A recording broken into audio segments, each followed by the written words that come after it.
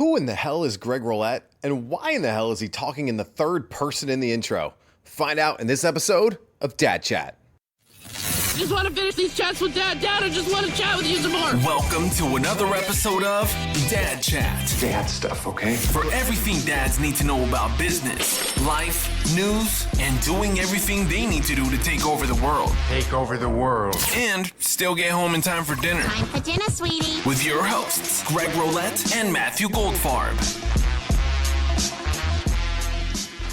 Hey, welcome to this special episode of Dad Chat with Greg and Matt. Greg and Matt here with you. That was like a really funny, lame intro, but we wanted to do something special. We've recorded a bunch of these episodes now, and we thought to ourselves, like, hey, who the heck are these guys? And so we're going to do two unique, shorter episodes so that you can hear a little bit about our story and where we came from and why we're doing this in the first place. And so this is going to be a fun little series. If you're like, I don't care about you guys, I just want the news, well, then skip this episode. But I think you guys will like it and at least see who you're listening to. So Matt, I'm going to turn the reins over to you and let you lead this one. Absolutely. So, it's funny. We were talking the other day and I realized that we've known each other for almost 10 years, which is scary to think about. I remember I first met you when I interviewed you back for Corporate Renegade, like back when I was living back in Brooklyn, which is kind of crazy. But yeah, like you said, to me, whenever I used to give talks, and you probably do this too, it would always be kind of, who the hell am I and why should you listen to me? And we realized in the beginning that we wanted to make sure that you liked what we had to say or were interested in what we had to say before we got into our own story. But I think it is important that you know who you're listening to and what we're all about. And so my first question for you, Greg, is just in terms of grounding everybody. Obviously, your dad. Tell us a little bit, just you got 3 kids. Tell us their names, how old they are.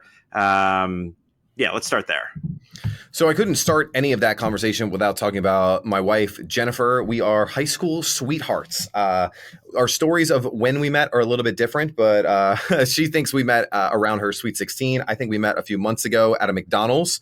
She, I think, just doesn't want to admit that she was ever in a McDonald's. But Makes sense. We were 16, started dating on and off in college, and just knew she was the one, and got married. I was 23, she was 22, so we got married young.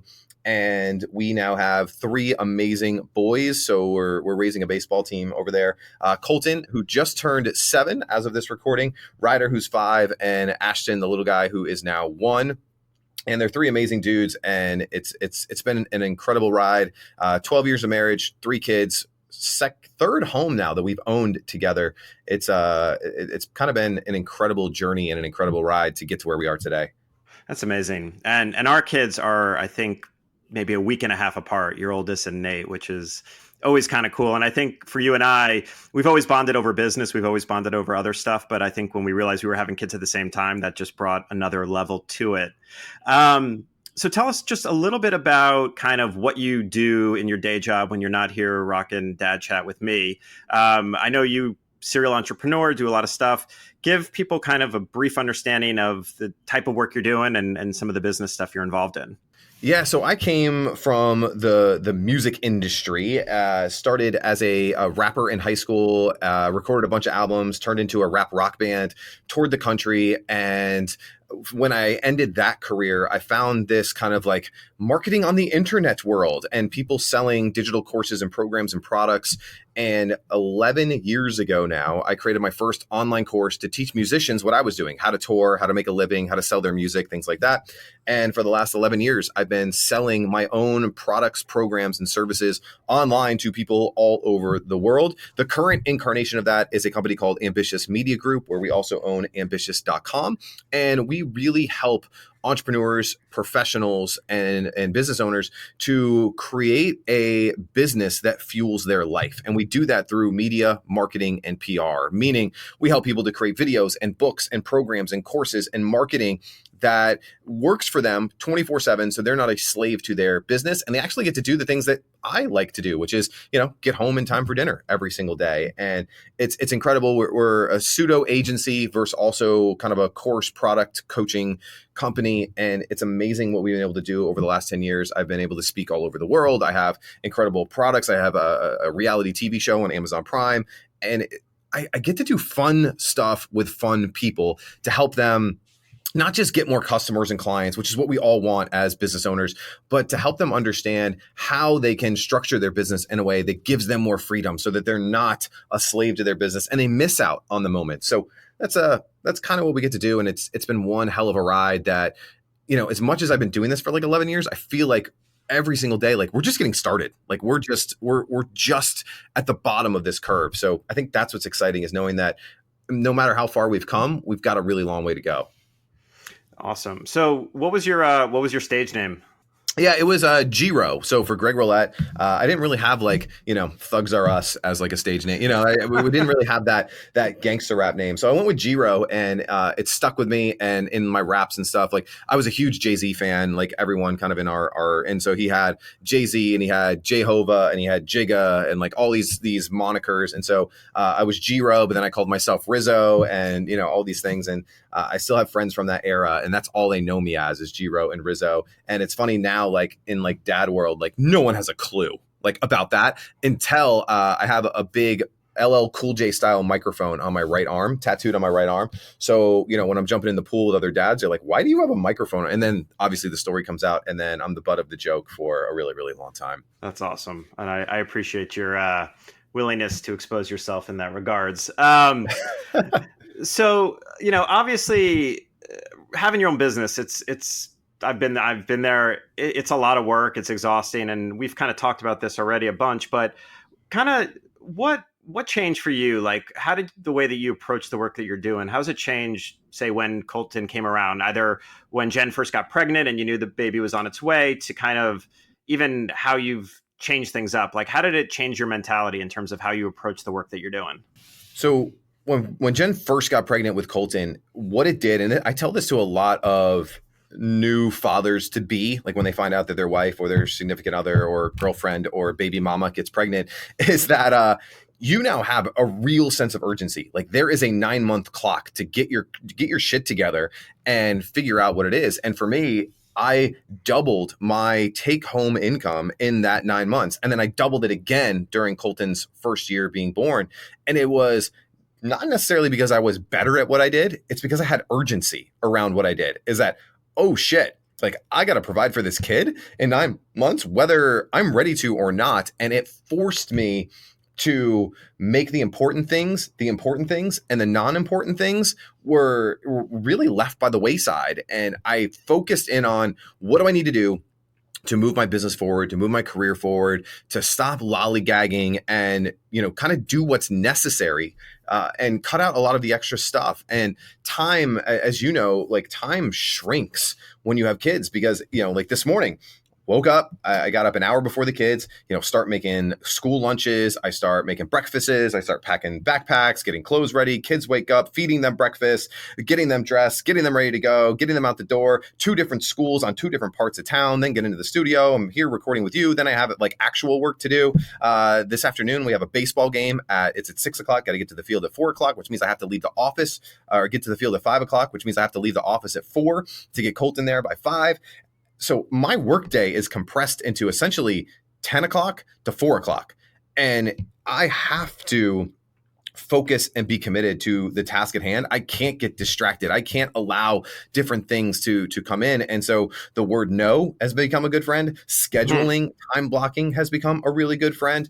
And knowing at the end of the day, the 3, 4, 5 activities that I need to do to move my business forward. One of them, I'm a writer, I'm a copywriter. Even though I masquerade as a video guy, I write words at the end of the day, very similar to you. So every day I have to write words, whether that's, emails, whether that's sales letters, whether that's copy for our businesses or copy for clients' businesses, I have to write. I have to create content because that's how people discover me. So I'm always like this podcast. This is a way that people can potentially discover me. So I create content every single day.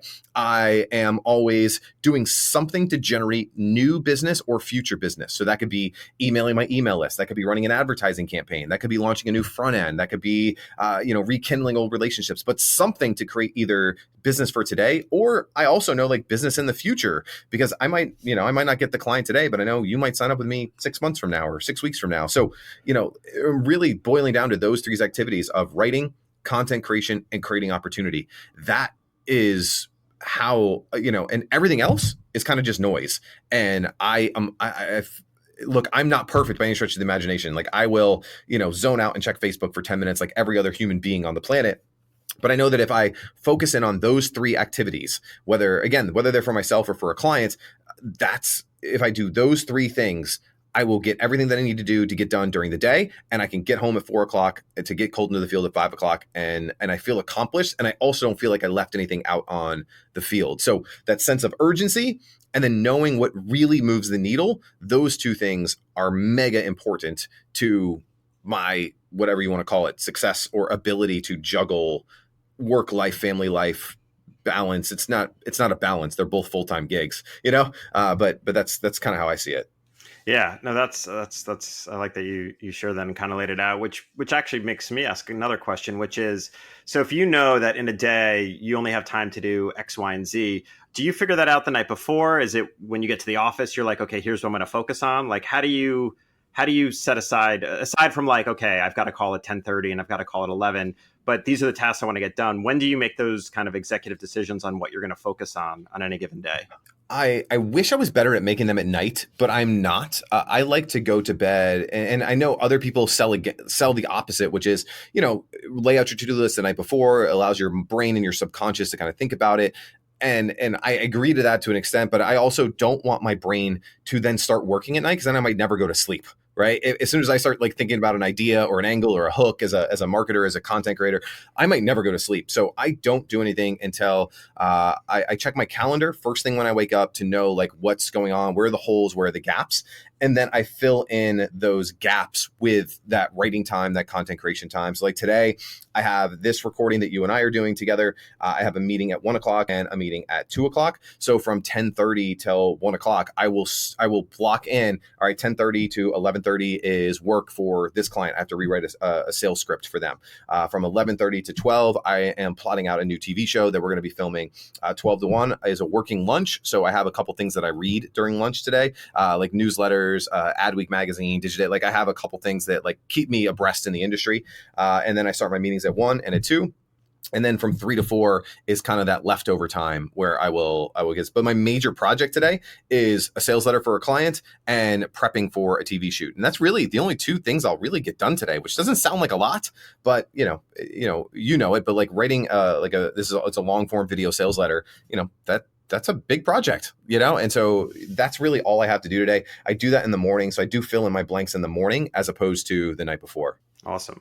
All right. One last question. And this is one that probably needs more time than I'm going to give you to answer it. But obviously you're a dad, but you're also a husband and a business owner. So how do you kind of balance the marriage part of being a parent and kind of keeping that, whether working together with Jen to make sure that you guys are each tackling things, making sure that the romance stays alive, kind of, is there a philosophy you guys take or any kind of rules or agreements that you have to kind of make sure that part of the relationship doesn't fall by the wayside? So in full transparency, this is the part of my life that it probably needs the most work. And it's not that things are bad, right? I don't want to get that, but we don't have like a standing in date night. Ashton just turned 1 and she was breastfeeding. So, we got to be home for bedtime, so we can't really go out from, at night. And trust me, after the kids go down, the last thing that we want to do is get dressed up and go to dinner. Right. So, but I think now that Ashton's 1, I think one of the biggest things that I need to do is do that standing date night, whether it's weekly, bi-weekly, whatever it is, but rekindling that, us time. I think my listening skills towards the end of the day, like because my brain power gets used so much during the day, it's not there as much at night. And I think working on that is a big thing for me, for us, for our relationship. And just making that time for each other, like it is super important because all of a sudden you wake up and like you guys haven't talked in days or weeks or whatever the case is. So I know that is the biggest thing, the biggest opportunity I have is to strengthen that relationship. And again, it's not that things are bad. We talk every day. We cook dinner. We eat dinner as a family every day. But you're in those moments, you're so go because you're feeding 3 other humans. You're doing the dishes. You're, rushing them to bath, to this, to that. And so, but having that time that is us time. And one of the things that I enjoy, but I also know that it hurts us is TV time. Is after the kids go down, we usually watch an hour and a half of TV every night. And while we sit next to each other, we kind of cuddle on the couch. It's not the same as quality time where you're talking, you're laughing, you're communicating. But at the end of the day, sometimes like I'm just so I'm wiped mentally, physically, emotionally. So is she, from dealing with 3 kids and pickups and running around, that we kind of like that zone out, tune out time, but it's not a replacement for the laughing, having a glass of wine, sitting on the patio, having those deep conversations. So I think, again, biggest opportunity that I have there.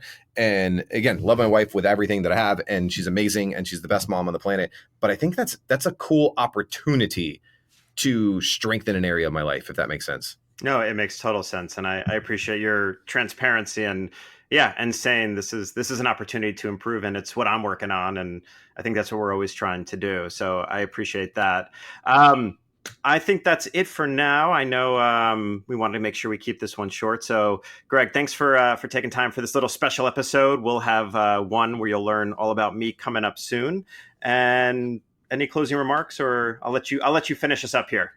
Man, if you are not subscribed to Dad Chat, like, get your crap together, go to iTunes, hit that subscribe button, and reach out to us. Let us know, some of the struggles that you're going through as a dad, as in your relationship, or if you're a mom who somehow got this link. I don't know how you got this link, but if you got this link, I mean, just tell us, what are some of the things you're going through? What are some of the articles that you're reading? What are some of and so we could tackle them. Again, I don't think Matt and I know all the answers, but I think it's fun having an avenue, having a community that we can be open and honest and share some of the things that have worked for us, some of the things that aren't working for us. So this podcast is really freaking cool. It means a lot to Matt and I. So, send us a note. All our content information is in the show notes. So reach out to us, and thanks for listening to me ramble a little bit about my story. And Matt gets to do it next. I get to put him in the hot seat. So I'm stoked. Forward to Subscribe to the podcast, and we'll talk to you guys real soon.